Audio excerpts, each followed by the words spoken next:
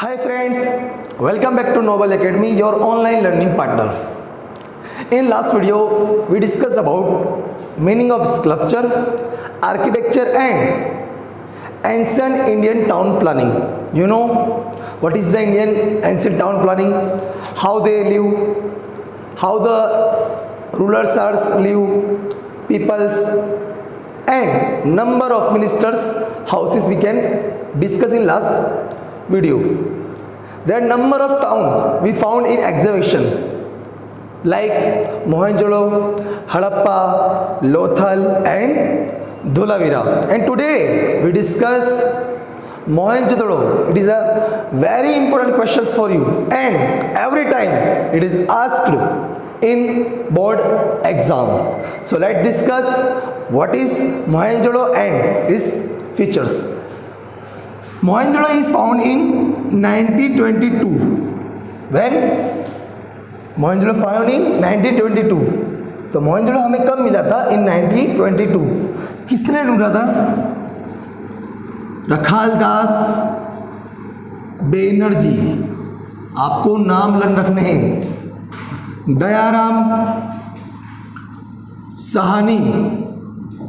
ये दो इंडियन थे जो हमारे आर्कोलॉजी से जिन्होंने मोहनजोदड़ो को एक्सकैवेशन किया था और जो मोहनजोदड़ो था वो बेस्ट टाउन प्लानिंग था अंडर द गाइडेंस ऑफ ये तो थे. इसके अलावा अब 92 की बात हो रही 1922 की, तो हमारे वहाँ ब्रिटिशर्स थे, तो दो ब्रिटिशर्स भी थे, तो उनके नाम थे sir John Marshall first and Colonel मेके.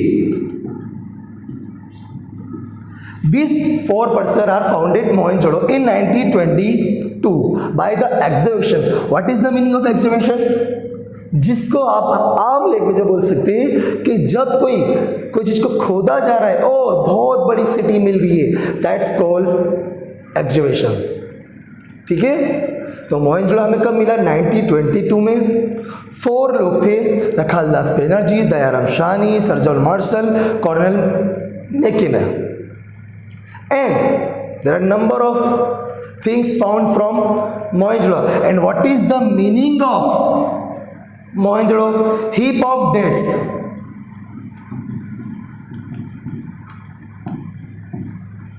एक टाइम पर यहाँ पर बहुत सारे, यानी हीप का मतलब होता है जो लोग मरे हुए हैं उनका एक बना हुआ टेकरा. तो what is the meaning of Mohenjodaro? Heap of dead. Okay, Mohenjodaro हमें जो मिला है वो कहाँ से मिला है? अभी पाकिस्तान में एक डिस्ट्रिक्ट है जिसका नाम है लारखान. कहाँ पर?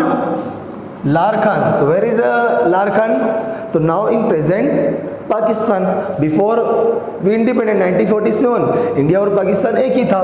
तो मोहनजोदड़ो अभी प्रेजेंट में कहाँ पर है? तो पाकिस्तान का एक डिस्ट्रिक्ट है जिसका नाम है लारखान. वहाँ से हमें ये मिला है. और अभी हम जानेंगे मोहनजोदड़ो के हाउसेस, उसके स्ट्रक्चर, उसके बारे में डिस्कस करेंगे.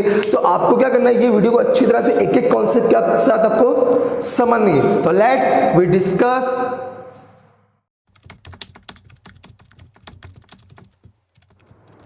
कंस्ट्रक्शन ऑफ टाउन, जिसको हम बोल सकते हैं हाउसेस. तो जो मोहनजोदड़ो था, जो टाउन प्लानिंग में सबसे बेस्ट था. अभी हम डिस्कस कर रहे हैं मोहनजोदड़ो का जो आपका फर्स्ट पॉइंट है कंस्ट्रक्शन ऑफ टाउन, जिसको हम बोल सकते हैं कि मोहनजोदड़ो के जो घर थे वो कैसे थे.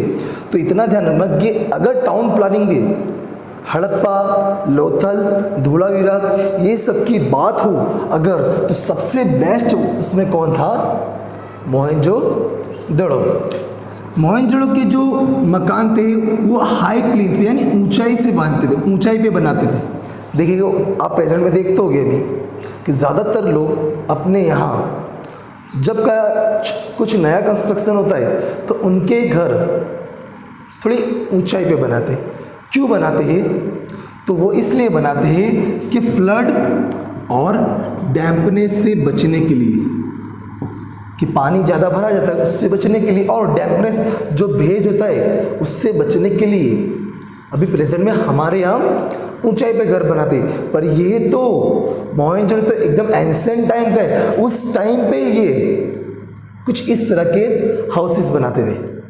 ठीक है, नेक्स्ट बात करें तो मोहनजोदड़ो के जो रिच पीपल होते थे उनके जो हाउसेस थे वो होते थे 2 स्टोरी के, यानी कि 2 माले के, एंड हैविंग 5 to 7 रूम्स। कितना? 5 to 7 रूम्स। रिच पीपल के जो हाउसेस थे वो 2 स्टोरी के होते थे और उनके रूम कितने होते थे? 5 to 7 रूम्स। कुछ इसी तरह पुअर पीपल की हम बात करें तो वो होते थे 1 स्टोरी के और 2 to 3 रूम्स। ओके, आपको खाली इतना ध्यान रखना है, एंशिएंट टाउन प्लानिंग के जो हाउसेस है और इसके जो हाउस है मोहनजोदड़ो के हाउसेस उसको मिक्स नहीं करना है। अभी हम सिर्फ पढ़ रहे मोहनजोदड़ो के हाउसेस, तो आपको सिर्फ ये पॉइंट्स आपको ध्यान रखने हैं। आप टेक्स्ट बुक का इस्तेमाल भी कर सकते हो मेरी वीडियो के साथ रनिंग कर देंगे। ठीक है, तो आपको काफ़ी सारे पॉइंट्स मिलेंगे। ठीक है, और मोहनजोदड़ो जितना भी जो था पूरा एरिया उसको पूरा फोर्टिफाइड कर दिया था। फोर्टिफाइड का मतलब क्या होता है? किलेबंदी, ताकि कोई भी अटैक ना कर सके, यानी फोर्टिफाइड कर देता। और मोहनजोदड़ो के जो हाउसेस के जो डोर होते थे वो मेन रोड पे नहीं ओपन होते थे, यानी मेन रोड पे नहीं होते थे, वो कहाँ पर होते थे? इनसाइड, अंदर के रास्ते में, छोटे मोटे रास्ते पे होते थे। ये मोहनजोदड़ो की स्पेशलिटी है। यानी प्रेजेंट में अभी हमारे यहाँ जिस तरह के जो हाउसेस होते हैं, जिसे आपकी सोसाइटी के अंदर अगर आपका घर हो तो वो मेन रोड पे तो ओपन नहीं हो रहा, कुछ कम लोगों के घर जो मेन रोड पे ओपन होते हैं। ज़्यादातर मेन रोड पे क्या होती है? शॉप्स होती है। तो कुछ इसी तरह कि जो मोहनजोदड़ो के जो हाउसेस थे उनके जो हाउसेस के जो डोर होते थे वो मेन रोड पे ओपन नहीं होते थे, जबकि अंदर गली में ओपन होते थे। ये इसकी स्पेशलिटी थी। और मोहनजोदड़ो के अंदर किचन की फैसिलिटी होती थी, स्टोर रूम, यानी अभी की जो प्रेजेंट में हमें जो नीड्स चाहिए वो हर तरह की फैसिलिटी मोहनजोदड़ो में पाई जाती थी। किचन की फैसिलिटी, स्टोर रूम की facility, the number of things found in Mohenjodaro. और स्पेशल बात तो क्या है, अभी हमको क्या चाहिए कि भाई घर जो हमारा हाउस है हवा उजास वाला होना चाहिए। तो वो लोग भी हाउसेस को अच्छी तरह से बनाने के लिए विंडो दी थी, जिससे उनका हाउसेस एयरी और वेंटिलेटेड, यानी हवा उजास वाला उनको मिलता था। तो ये कुछ था आपका मोहनजोदड़ो के हाउसेस के बारे में। इसी तरह के क्वेश्चन आपको पूछेंगे, describe Mohenjodaro construction of town houses. तो फर्स्ट एक बार डिस्कस कर लेते हैं कि मोहनजोदड़ो का जो टाउन प्लानिंग था बेस्ट था। हाई प्लेन पे बनाते थे। हाई प्लेन पे क्यों बनाते थे? फ्लड और डेपनेस से बचने के लिए।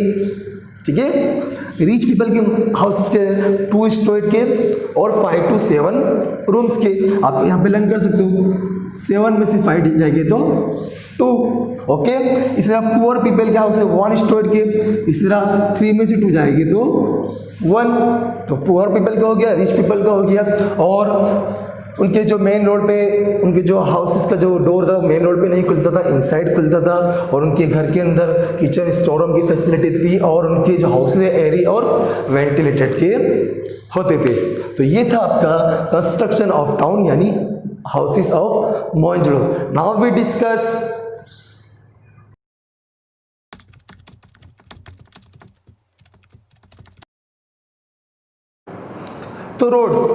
तो रोड्स होते थे मोहनजोदड़ो के, वो एक तरह का स्पेशल फीचर्स माना जाता था। किसका? मोहनजोदड़ो का स्पेशल यानी मेन फीचर्स माना जाता था मोहनजोदड़ो का। एंड जो मोहनजोदड़ो के जो रोड होते थे वो 9.75 मीटर वाइड होते थे। कितने मीटर? 9.75। और ज़्यादातर राइट एंगल पे मिलते थे, ज़्यादा स्ट्रेट होते थे। स्ट्रेट का मतलब जैसे कि अपने वहाँ देखा होगा तुमने कि रास्ते थोड़े यूँ होते, वहाँ के चुके, वहाँ पर मोहनजोदड़ो के अंदर जो ज़्यादातर जो रोड होते थे वो स्ट्रेट होते थे, और स्मॉल लिंक जो रोड होते थे वो एक दूसरे को इंटरसेक्ट होते थे, यानी मिलते थे। और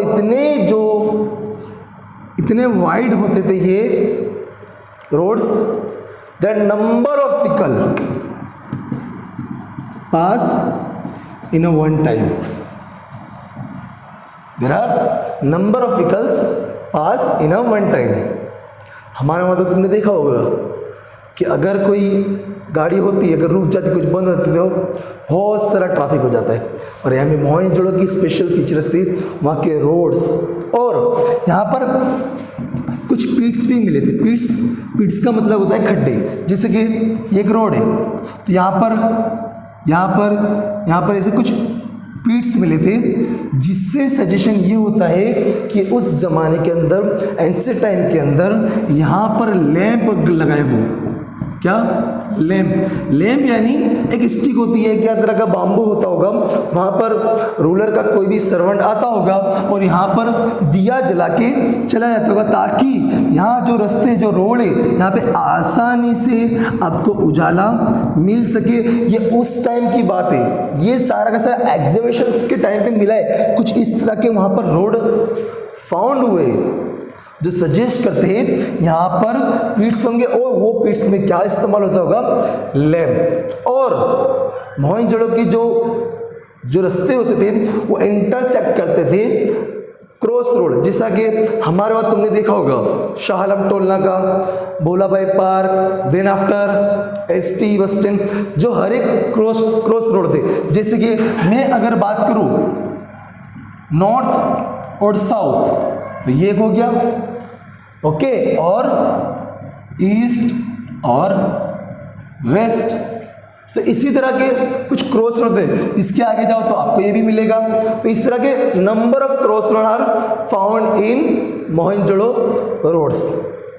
और ज़्यादातर ये सीधे ही होते, स्ट्रेट होते, और कई वलते नहीं थे। जैसे यहाँ पर कोई आ रहा है, यहाँ पे आके तो मिल गया, और यहाँ से इसको निकलना है तो आसानी से वो निकल सकता है। तो ये थे मोहनजोदड़ो के रोड्स। एक बार देख लो, मेन फीचर्स था। अब देखो इसको कैसा लर्न करना है आपको।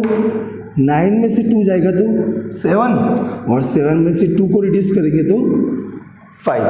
9.75 मीटर ये आपको। तो राइट एंगल होते थे और एकदम स्ट्रेट जाते थे, और स्मॉल लिंक 1 to कनेक्ट करते थे एक दूसरे को, ताकि आसानी से आप मिल भी सको और इजीली पास हो सको। नंबर ऑफ व्हीकल यानी इतने जो वाइड होते थे कि नंबर ऑफ व्हीकल पास होते वन टाइम पे। और पीट्स मिले थे जिसको आप बोल सकते खड्डे, ऐसे छोटे छोटे, जो सजेस्ट करता है यहाँ पर लैंप हो गए रास्ते के साइड में। और ऐसे होते थे जो क्रॉस रोड पे, एक आता था नॉर्थ टू साउथ और वेस्ट टू ईस्ट, यहाँ पे कनेक्ट होता था, तो आसानी से आप इजीली आप वहाँ पर पहुँच सकते थे। तो ये थे आपका मोहनजोदड़ो के रोड्स। अभी हम डिस्कस करेंगे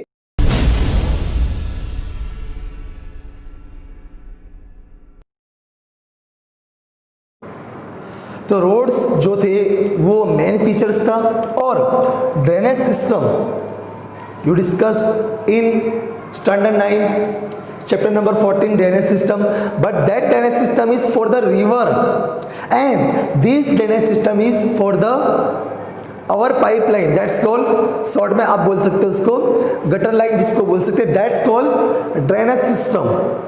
यहाँ पर हम मोहनजोदड़ो की हाउसेस की जो ड्रेनेज सिस्टम यानी गटर लाइन के बारे में हम डिस्कस करने जा रहे हैं, जो मोहनजोदड़ो का यूनिक फीचर्स माना जाता है। कौन सा फीचर्स माना जाता है? यूनिक। जैसे रोड्स आपने देखिए वो कौन सा था? मेन फीचर्स था, और ड्रेनेज सिस्टम आपका माना जाता है यूनिक फीचर्स। और मोहनजोदड़ो की जो जैसी अगर ड्रेनेज सिस्टम है तो वर्ल्ड में कहीं नहीं है, सिर्फ एक जगह क्रीट आइलैंड। कौन सा आइलैंड?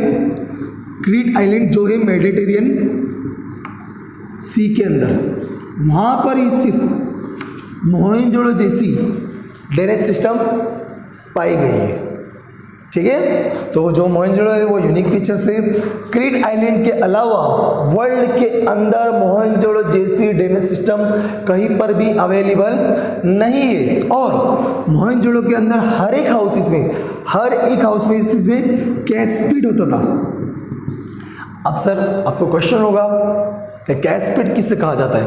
तो कैश पिट का मतलब होता है खाड़ कुआं। एक तरह का हम एक कुआं बना देते हम हमारे घर के अंदर, ताकि अगर ड्रेनेज, अगर पाइपलाइन अगर फुल हो जा रही है तो अपना जितना अपने हाउस का जो गंदा पानी वो कहाँ पर चले जाएगा?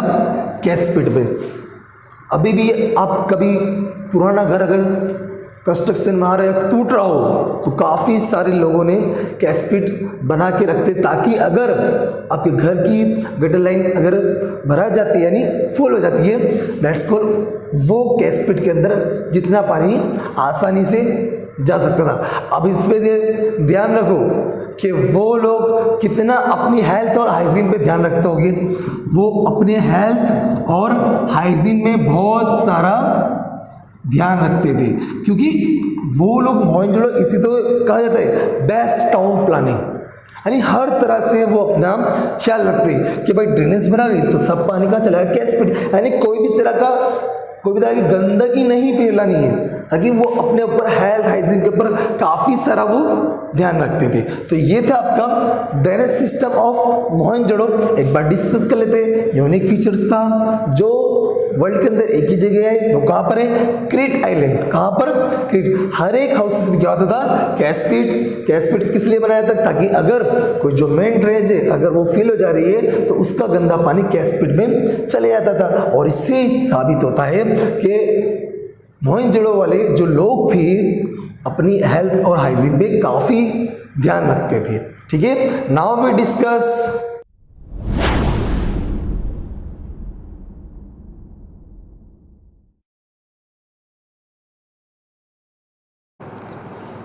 Public bath. तो मोहनजोदड़ो में सी बहुत ही बड़ा एक ह्यूज पब्लिक बाथ मिला था। पब्लिक बाथ का मतलब क्या, यानी क्या सब लोग इसके अंदर नहाते थे। तो एक बहुत ही बड़ा पब्लिक बाथ मोहनजोदड़ो में से मिला था। और इसके अंदर फैसिलिटी कौन सी थी? Put fresh water and remove dirty water, यानी आप इजीली इसके अंदर साफ सुथरा पानी डाल भी सकते थे और जो गंदा पानी था उसको आप रिमूव भी कर सकते थे। And also facility of hot water, अगर ठंड के टाइम पे तो यहाँ पर फैसिलिटी भी थी हॉट वाटर की for. And one more facility, small rooms are made for changing cloth, यानी एक तरह का बात होगा पब्लिक बात जिसके आजू बाजू स्मॉल रूम्स बनाए गए थे फॉर चेंजिंग क्लोथ। यानी आप देखो ये पढ़ाने का मकसद क्या है, यानी एंसेंट टाइम में भी हमें इतनी सारी फैसिलिटी मिल रही थी। और इसका इस्तेमाल, पब्लिक बात का इस्तेमाल ज़्यादातर फेस्टिवल्स पे होता था। कब होता था? फेस्टिवल्स या कोई सेरेमनी होती थी तब ज़्यादातर ये पब्लिक बाथ का इस्तेमाल होता था। जैसे फेस्टिवल का एक एग्जांपल दूँ, जैसे होली के टाइम पर जो रंग खेलने का होता है तो सारे के सारे लोग इसका इस्तेमाल करते थे। तो ये था आपका पब्लिक बाथ जो काफ़ी यूज था, जहाँ पर फैसिलिटी कौन सी थी? Put fresh water, remove dirty water, hot water facility available and small rooms are made for changing cloth. Its facility also available, and this public bath are useful at the time of festival and ceremony. Now we discuss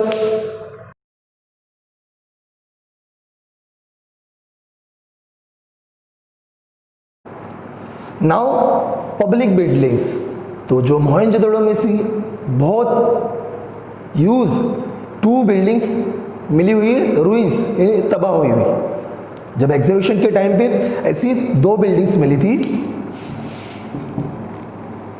first का इस्तेमाल होता था as a town hall और theatre, यानी से 2 buildings मिली हुई थी जब फर्स्ट का इस्तेमाल होता था as a town hall theatre. अब टाउन हॉल के अंदर क्या होता है, तो टाउन हॉल के अंदर ऐसे बहुत सारे कंपटीशन कर सकते हो, आपको कोई भी तरह का कोई प्रोग्राम करना है तो you can arrange in town hall and is also for the dramatic in theatre. And one other house is administrative office.